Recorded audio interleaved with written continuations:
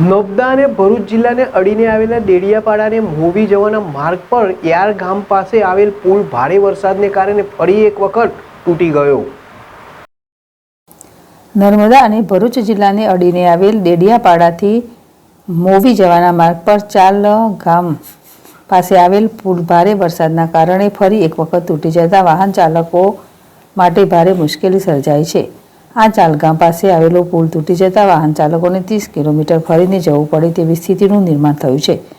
મહારાષ્ટ્ર રાજ્યમાંથી ગુજરાતમાં આવતા વાહનો રાજપીપળા જવા માટે ચાલગામ પાસે આવેલ પુલનો ઉપયોગ કરે છે। આ પુલ વરસાદ અને ધસમસતા પાણીના પ્રવાહના કારણે ત્રીજી વાર તૂટ્યો છે। દેડિયાપાડાથી મોવી જવાનો માર્ગ પર ચાલગામ ખાતેથી દરરોજ અંદાજે 2 થી 3000 વાહનોની અવરજવર રહે છે। ત્યારે ગ્રામજનોની રજૂઆત છે કે વહેલી તકે આ પુલ બનાવવામાં આવે અથવા વૈકલ્પિક વ્યવસ્થા કરવામાં આવે। સેલાંબા ને આ બાજુ કેવડિયાથી અવરનવર થાય રસ્તા પર મેન રોડ છે। હવે તો નેત્રંગ ફરીને જવું પડે, 20 કિલોમીટર વધારે ફરવું પડે। અહીં તો ના નાવડી ચાલે કે ના બીજું કોઈ સાધન નહીં, એટલે હવે મોવી ચોકડી પર પેલી હાઈસ્કૂલ છે, બી પ્રાઇમરી છે, બધે જવા આવવા માટે તો બહુ તકલીફ।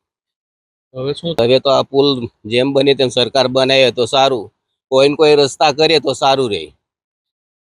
પુલ તૂટવા અવારનવાર કરવાના બહુ તકલીફ પડી જાય। ડેડિયાપાડા શાકબારા કે રાજપીપળા જો હોય આ બાજુનો તે લોકો જાય કઈ રીતે, બહુ તકલીફ છે। જેમ બને તેમ જલ્દી સરકાર બનાવી દે તો સારું।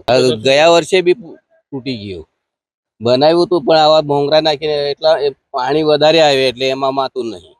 બધો આ જે કચરો એ ભરાઈ જાય એટલે પાણી બધું ઉપર જતું રહે, એટલે પાણી પશુ ભરાય એટલે એને લઈને જતું રહે। આજે બી એવું જ છે, આજે બી આજે ઉપરથી બધું લાકડા નામ તેમ ખેંચાયા અને અંદર ભરાઈ ગયા, તો પાણી બધું ઉપર ભરાઈ ગયો એટલે આખો પુલ પાણી વધારે ભરાયું એટલે લઈને જતું રહ્યું। નામ તમારું? દાદુભાઈ।